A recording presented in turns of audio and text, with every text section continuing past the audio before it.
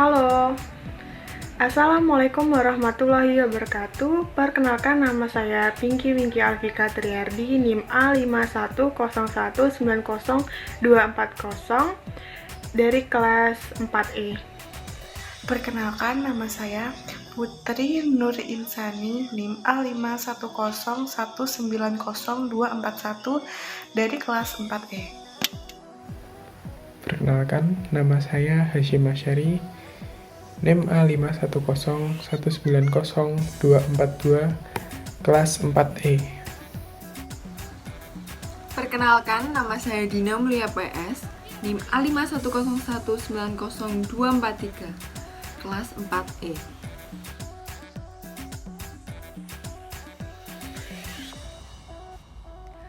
Berikut adalah poin-poin pembahasan yang akan kita ulas dalam video kali ini.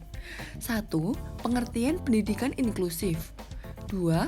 Manajemen kesiswaan. 3. Manajemen kurikulum. 4. Manajemen tenaga kependidikan. 5. Manajemen sarana dan prasarana. 6. Manajemen keuangan atau dana. 7. Manajemen lingkungan. Dan 8. Manajemen layanan khusus. Pendidikan inklusif adalah sistem layanan pendidikan yang mengatur agar difabel dapat dilayani di sekolah terdekat di kelas reguler bersama teman-teman seusianya, tanpa harus dikhususkan kelasnya. Siswa dapat belajar bersama dengan aksesibilitas yang mendukung untuk semua siswa tanpa terkecuali difabel. Pendidikan inklusif dapat berarti penerimaan siswa atau mahasiswa yang memiliki hambatan ke dalam kurikulum, lingkungan, interaksi sosial, dan konsep diri atau visi misi sekolah atau universitas.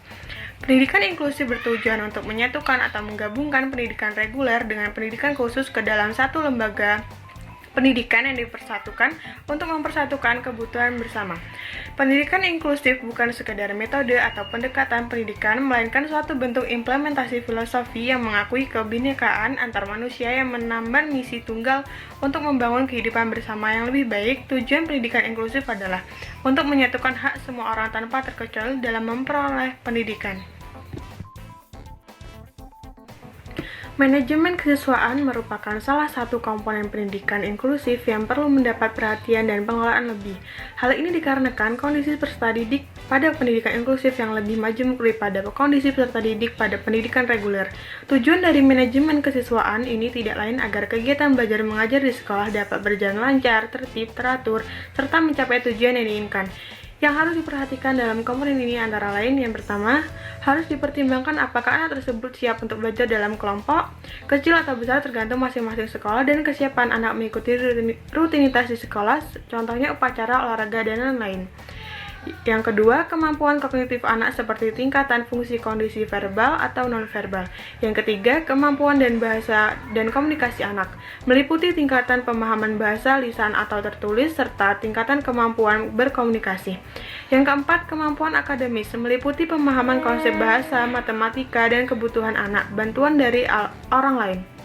Yang kelima, perilaku anak di kelas, seperti kesanggupan mengikuti proses belajar mengajar di kelas, kesanggupan mengerjakan tugas secara mandiri, dan kesanggupan untuk menyesuaikan diri dengan transisi atau perubahan di dalam kelas. Kurikulum yang dipakai Satuan Pendidikan Penyelenggara Pendidikan Inklusif adalah kurikulum tingkat Satuan Pendidikan atau KTSP yang mengakomodasi kebutuhan dan kemampuan peserta didik sesuai dengan bakat, minat, dan potensinya. Model kurikulum pendidikan inklusif terdiri dari 3.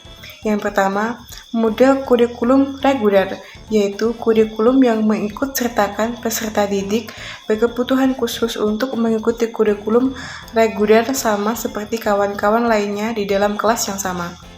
Yang kedua, model kurikulum reguler dengan modifikasi, yaitu kurikulum yang dimodifikasi oleh guru pada strategi pembelajaran, jenis penilaian, maupun pada program tambahan lainnya, dengan tetap mengacu pada kebutuhan peserta didik berkebutuhan khusus.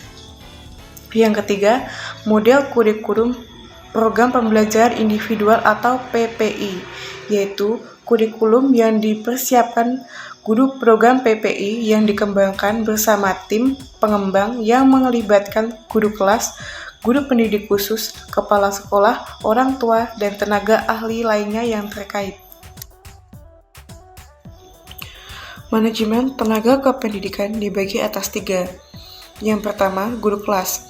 Guru kelas adalah pendidik atau pengajar pada suatu kelas tertentu di sekolah dasar yang sesuai dengan kualifikasi yang dipersyaratkan, bertanggung jawab atas pengelolaan pembelajaran dan administrasi kelasnya.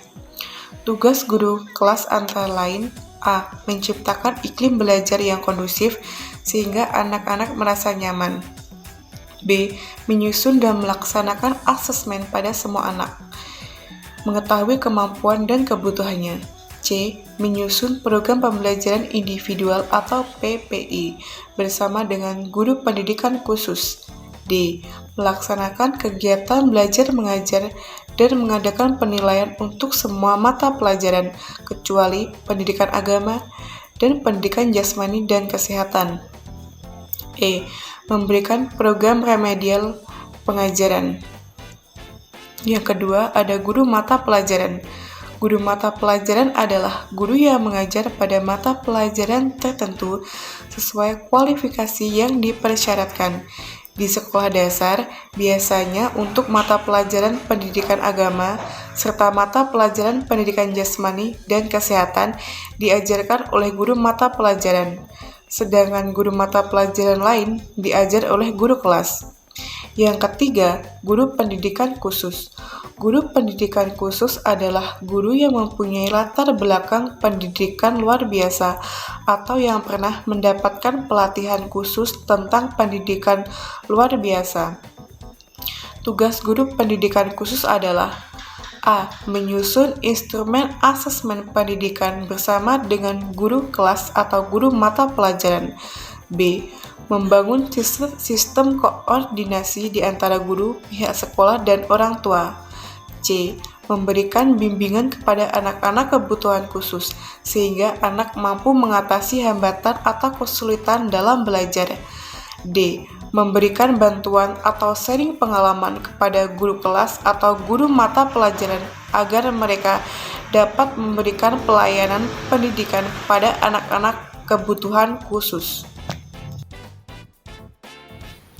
Manajemen sarana dan prasarana bertugas untuk merencanakan, mengorganisasi, mengarahkan, mengordinasi, mengawasi, dan mengevaluasi kebutuhan sarana dan prasarana agar dapat memberikan sumbangan secara optimal pada kegiatan belajar dan mengajar.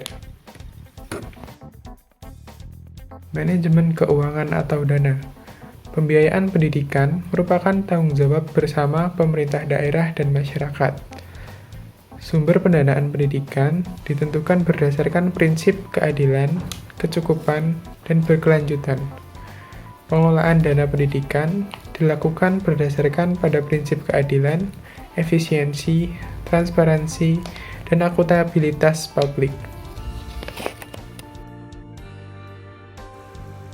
Kemudian ada manajemen lingkungan.